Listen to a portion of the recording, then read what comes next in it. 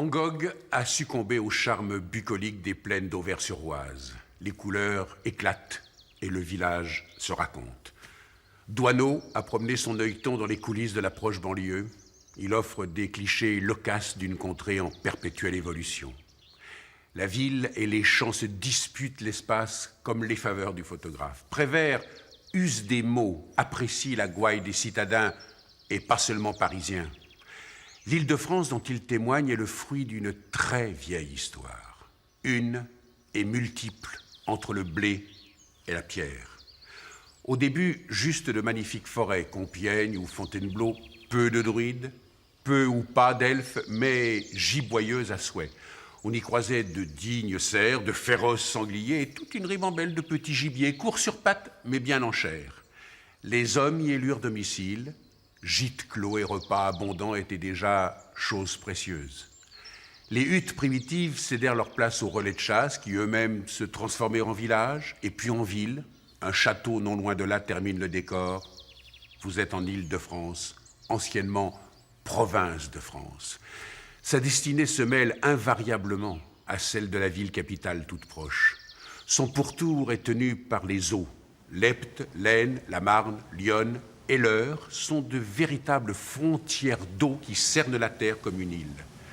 De la vallée de Chevreuse aux portes d'Ermenonville, de Meaux, la médiévale, à Montlhéry, la Brie, la Beauce, le Valois et l'Urpois dispersent leur charme. Aujourd'hui, entre Vin Blanc et Musette, vous allez découvrir des villages d'Île-de-France. Autrefois appelée pays de l'ancienne France, constituée en province au XVe siècle, l'Île-de-France étend de part et d'autre de la Seine ses vastes plaines agricoles parsemées de forêts bruissantes et de vallons colorés. C'est ici, au cœur du bassin parisien, entre Picardie et Bourgogne, que nous ferons étape aujourd'hui. Notre balade nous emmènera tout d'abord à Auvers-sur-Oise, charmante petite cité enserrée entre les revers de la vallée de l'Oise et qui doit sa réputation aux peintres impressionnistes venus s'installer ici au XIXe siècle. Ensuite, c'est en Seine-et-Marne, à 80 km au sud de Paris, que le village marinier de Saint-Mamet nous accueillera pour nous conter au son de l'accordéon sa vieille tradition batelière. Mais pour l'instant, partons à la rencontre de la passion artistique qui anime Auvers-sur-Oise et ses habitants. Dominé par son église du XIIe siècle, peinte par Van Gogh en 1890, le village tout entier demeure imprégné des traces de l'impressionnisme.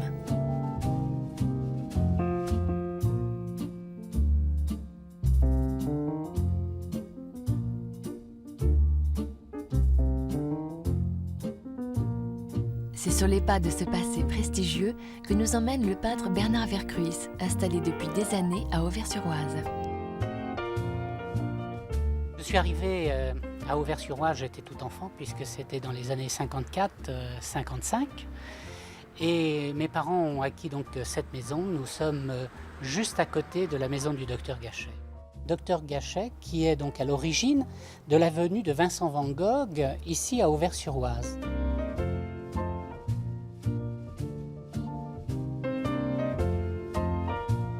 Le fils du docteur Gachet m'a gardé plusieurs fois, à plusieurs reprises pour dépanner mes parents quand j'étais enfant. Donc j'avais entre 6-7 ans et je jouais donc dans les jardins et les jeudis je les passais assez souvent chez lui.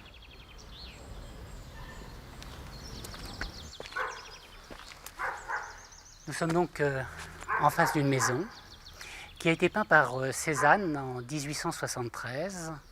Et Cézanne qui habitait donc Auvers-sur-Oise, on a tendance à l'oublier. Et cette maison, du moins la toile également, on l'a appelée la maison du pendu. Et cette maison du pendu, on a recherché, bien entendu, pourquoi on l'appelle de cette manière-là. En fait, personne ne s'y est pendu. Et l'hypothèse, c'est qu'une personne, un breton, habitait cette maison et qui s'appelait le Pennereux. Alors avec le patois auversois, ça a pu devenir la maison du pendu.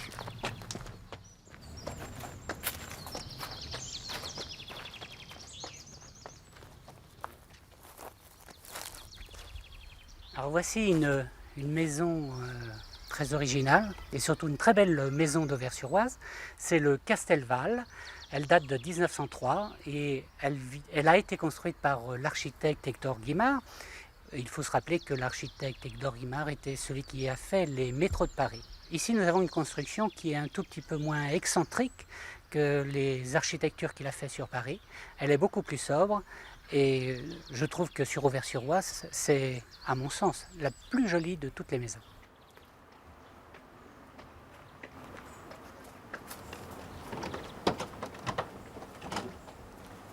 Bonjour Bernard. Bonjour Sylvie. Ça va? Oui, quel plaisir.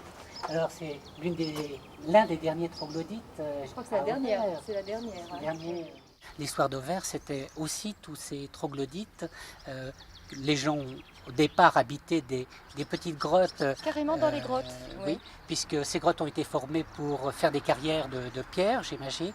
Et puis, on les a habitées parce qu'on n'avait pas d'argent pour se construire des chaumières, puisqu'à l'époque, c'était des chaumières. Et le troglodyte, c'est donc l'habitation qui se fait dans la roche. Dans la roche. Alors là, c'est à cheval un petit peu, puisqu'il y a une petite avancée. Ouais. La première partie, là, c'est considéré comme une maison. Oui. Et derrière, il y a deux elle grottes. Elle n'est pas large, hein, quand même. Disons que ça fait... Oui, ça équivaut à... Il y a 2 pièces. Oui. 2 pièces. L'ancienne gare d'Auvers-sur-Oise, vouée jadis à la destruction, abrite aujourd'hui une librairie insolite, véritable caverne d'Ali Baba. Des choses sur le chanoir. C'est 1893. D'accord. Si ça ne va pas, eh bien tant pis. Depuis 25 ans, ces rayonnages recèlent dans un joyeux désordre des trésors de littérature.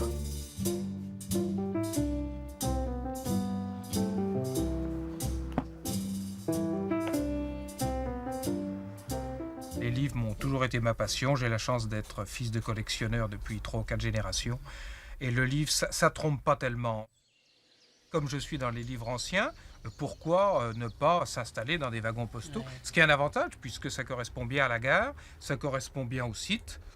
Les tribulations de M. Clairon, Madeleine de Ginestou, 1700 et quelques. On avait déjà un ancien wagon qui a à peu près 100 ans, qui est assez intéressant aussi. Donc on en est actuellement à l'ancienne halle aux marchandises et 3 wagons. Je veux que quelqu'un qui rentre ici, quelle que soit sa culture, quel que soit son portefeuille, puisse trouver un livre à 10 francs, voire même à 5 francs. Tout à l'heure, il y a eu des enfants qui venaient d'une école, qui sont partis avec des livres de la comtesse de Ségur. La comtesse de Ségur a habité à côté d'ici. À Méry-sur-Oise. Le superbe château. Alors, on peut synthétiser en disant que c'est la caverne d'Ali Baba pour ceux qui aiment les livres. Oui, je ne connais pas Ali Baba, mais si tu permets une transition osée, je te remercie de me la donner.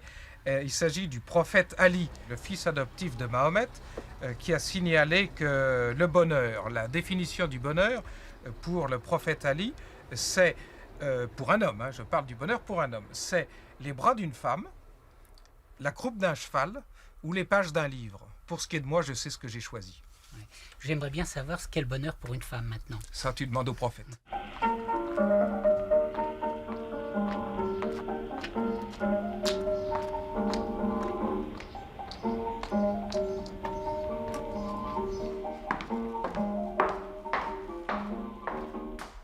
Un jour, en me promenant au puce, je trouve une cuillère ajourée et je ne savais pas à quoi ça servait. Alors je demande au marchand, mais à quoi cela peut-il servir? Il me dit, c'est une cuillère à absinthe. Ah bon, l'absinthe, qu'est-ce que c'est? Il me répond, une boisson interdite qui rend des fous. Alors ça a forcément excité ma curiosité. Je me suis dit, je vais commencer une collection de cuillères à absinthe. Et puis j'ignorais tout ce qu'il y avait derrière. L'absinthe, en raccourci boisson des peintres, qui couvre tout le 19e siècle, toutes les couches de la société, et surtout qui a un rapport extrêmement étroit avec le monde des arts, la littérature et la peinture.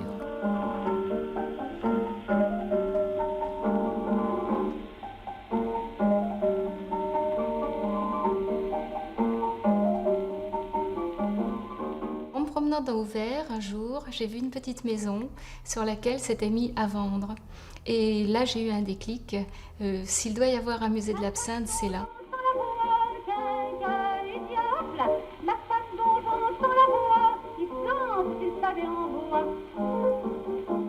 Je ne suis pas uniquement conservatrice de musée. La semaine, j'enseigne aussi la biologie cellulaire aux étudiants de médecine.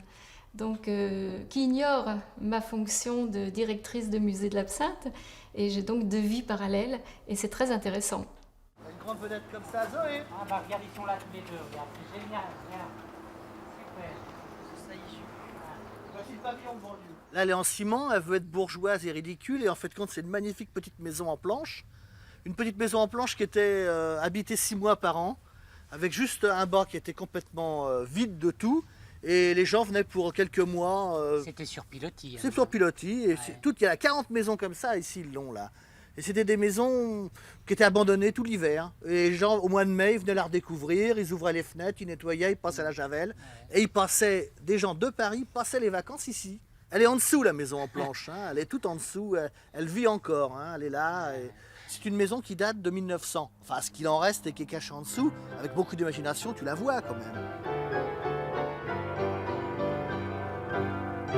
Dans cette maison du bord de l'Oise, tout imprégné du parfum de la belle époque, piano mécanique, phonographes et orgues de Barbarie se disputent l'espace au son de leur musique désuète. Quel est l'historique de ça? En fin de compte, c'est ce qu'on trouvait dans les bistrots. Ouais, mais il n'y a pas d'histoire, il a la sienne. On peut pas raconter une histoire, il faut l'inventer.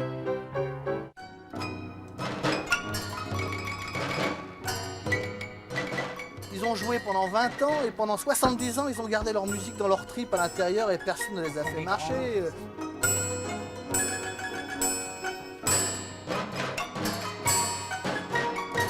Ce que je veux par-dessus tout, c'est être un moment en 1910. C'est savoir que ce truc-là, il a un cylindre dans le ventre et qu'il va me restituer ce que mon arrière-grand-père aurait pu entendre en 1910.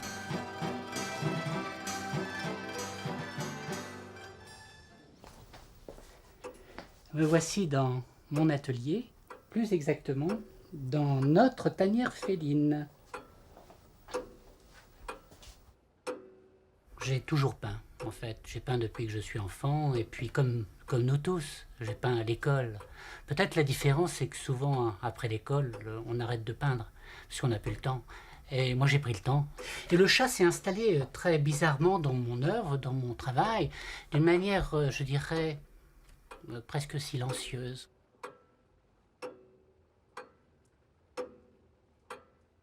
La gravure est aussi une passion pour moi. Là, il y a aussi quelque chose qui est sensuel avec la plaque, qui se passe, d'un seul coup, c'est magique. Sur le papier, paf, la gravure apparaît. Car tant qu'on travaille sur la plaque, on ne sait pas ce que ça va donner. Quittons Auvers-sur-Oise et notre sympathique peintre et rendons-nous plus au sud, dans le département de l'Essonne, au cœur d'une pépinière centenaire créée depuis 6 générations. Érables, frênes et conifères se côtoient sur près de 30 hectares. À l'heure actuelle, nous avons en pépinière aux environs de 8000 références. On a des arbres de collection assez récentes tels que des érables RC ou appelés arbres à peau de lézard, des Prunus pissardi. On a beaucoup de tilleuls, beaucoup de variétés d'érables. Tous les végétaux sont cultivés en pleine terre sous un climat très rude.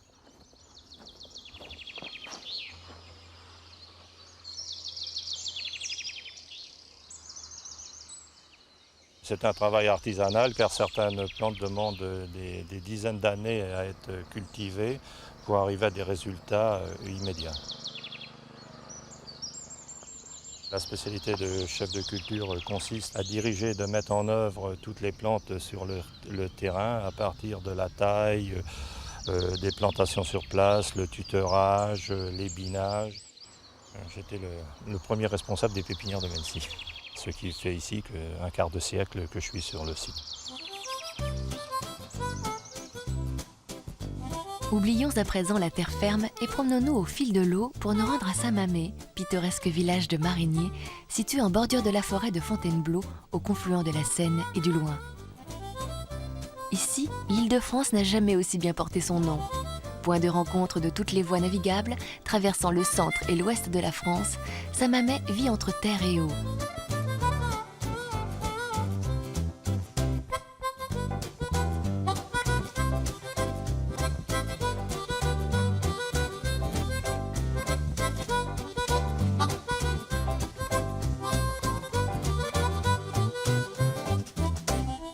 Péniches amarrées goûtant un repos bien mérité, maisons alignées aux inspirations maritimes, tout ici rappelle la vocation batelière du village. Michael Valbrec, marinier de père en fils, connaît bien Saint-Mamé. il nous accueille sur sa péniche baptisée Murmure des Flots. Bienvenue à bord du Murmure des Flots. Le Murmure des Flots, c'est le nom d'une gabarre sur la Loire. Donc c'est tout simplement pour rendre hommage aux anciens mariniers de la Loire. Je suis marinier depuis déjà de génération en génération. Ça fait déjà 5 ans que je suis à mon compte sur ce bateau-là. Je suis en ce moment sur la région de Saint-Mamé, en Seine-et-Marne, qui est donc un port fluvial assez important pour les bateaux. Saint-Mamé, c'est plus un lieu de rencontre qu'un lieu de chargement. C'est là où est-ce que tous les mariniers ont l'habitude de se regrouper l'été, tout ça, n'importe quel temps. Je viens surtout à Saint-Mamé donc pour le travail, mais aussi, ce qui est agréable à venir par ici, c'est le calme et la nature.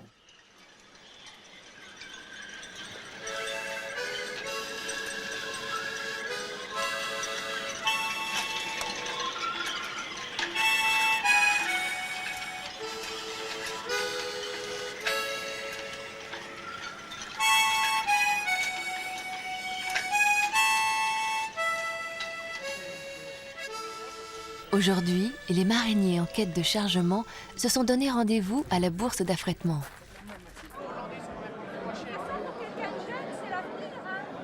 Pour eux, c'est ici que l'aventure commence. On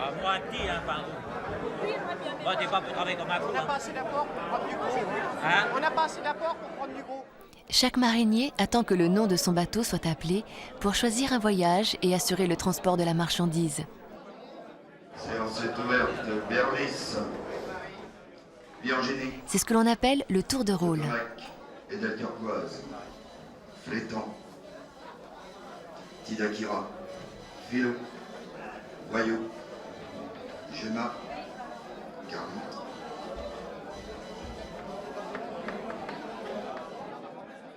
On peut passer sur les voyages si le voyage ne nous plaît pas, ou on n'a pas envie d'aller à cet endroit-là. Donc on reste libre. Hein. On est les plus libertaires qui puissent exister, plus que les paysans, plus que tout ça. On peut dire merde à tout le monde.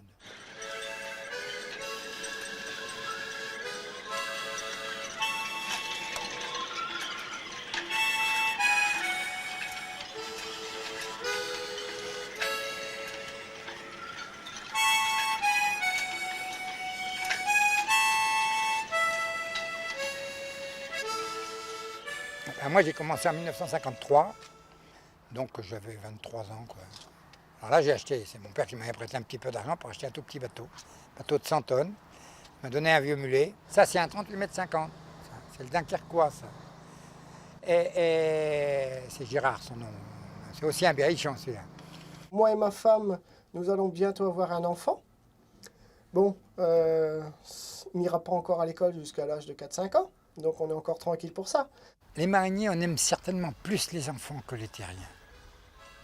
Et je vais vous dire pourquoi. C'est parce qu'on en est séparés pratiquement tout petit.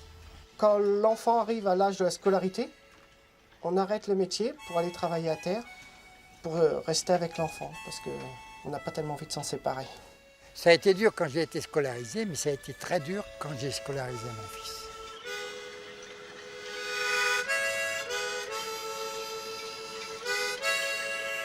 Au bateau, la vie de couple, c'est 24 heures sur 24 qu'on passe ensemble. Ma femme, elle a travaillé un peu plus que moi. Parce que les femmes de mariniers, en principe, pas toutes, c'est comme partout, hein, les femmes de mariniers travaillent plus que les hommes. On a vécu dans environ 15 ou 16 mètres carrés. Avant, bien moins dans le petit bateau. Et il y a 43 ans que ma femme me supporte, hein, c'est déjà pas mal. Toute la journée, toujours ensemble. Ça, 365 jours sur 365 jours. Quand on est dans la maison, il y en a un qui est dans la chambre ou l'autre au sous-sol ou ailleurs, on se cherche. Soit on s'aime, ou soit on s'aime pas. Si on ne se supporte pas, c'est pas la peine au bateau. Ça, c'est la règle d'or.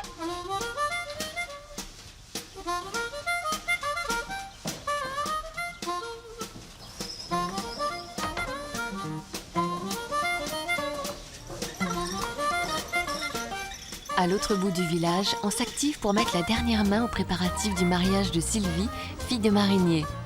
Comme le veut la tradition, la péniche est décorée pour l'occasion. Après toutes ces années passées au fil de l'eau, Sylvie va mettre pied à terre. Elle va épouser David, un terrien comme elle dit. Mes parents ils sont agriculteurs, ils ont des vaches laitières. Et puis je viens me marier ici, à Saint-Mamé. On se voyait pas souvent parce que moi j'étais la plupart du temps à l'école, donc on se voyait que par les vacances scolaires. Et puis quand il était libre, quand il avait ses vacances aussi. Donc c'était pas évident.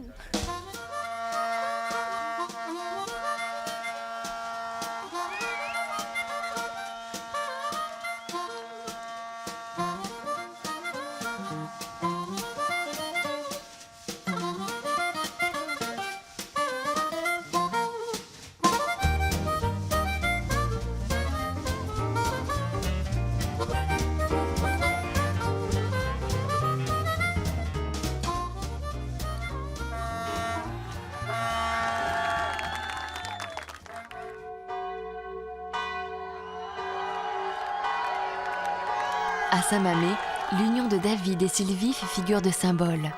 C'est le mariage de la terre et de l'eau à l'image du village.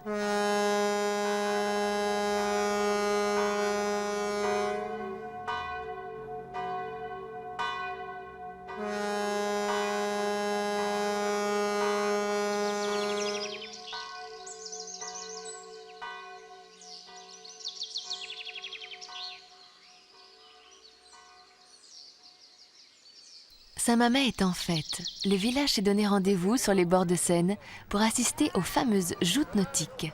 Lorsque les deux bateaux vont se croiser, lorsque les jouteurs, et on les encourage.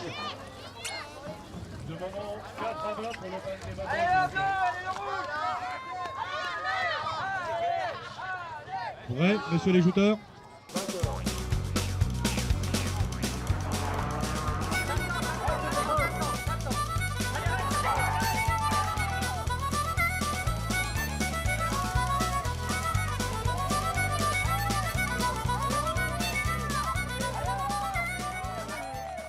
Les joutes, c'est un sport qui existe depuis de nombreuses années puisqu'on a fêté le centenaire du club en 86. Donc vous voyez que c'est quand même un sport lié à ça, mais c'est aussi un folklore. C'est le folklore puisque ce sport a été pratiqué déjà par des mariniers qui en attente de fret s'amusaient à se pousser sur des barques. Mais les joutes remontent bien avant encore, puisque au Louvre, on peut voir des tableaux en 1790 où l'on joutait sur la Seine à Paris.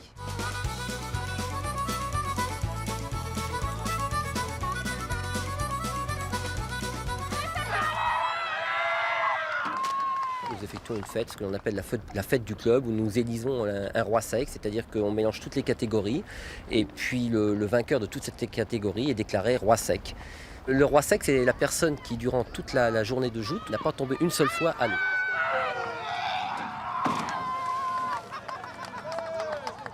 Nous pratiquons les joutes par catégorie de poids. Il y a 7 catégories chez les hommes, 3 chez les femmes. Ce que l'on recherche surtout, c'est l'équilibre, la concentration, qui a une grande part dans ce sport, et après, bien sûr, la force.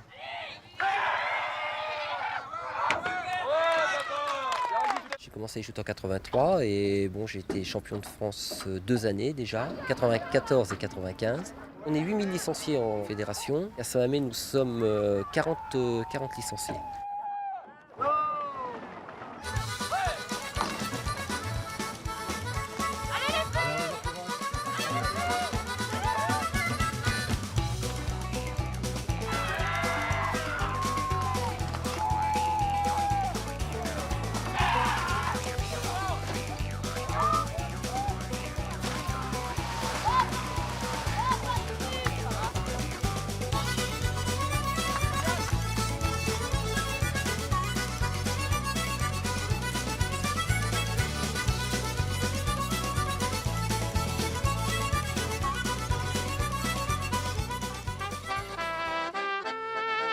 À Saint-Mamé, comme partout ailleurs en bord de Seine, il n'y a pas de fête sans guinguette.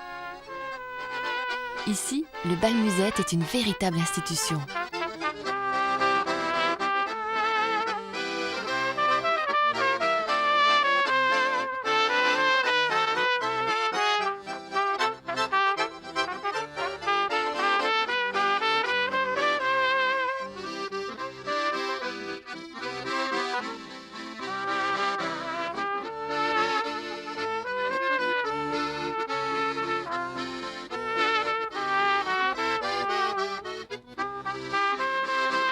L'accordéon va résonner encore longtemps. Grisés par sa musique, les péniches en partance vont se prendre à rêver au grand large.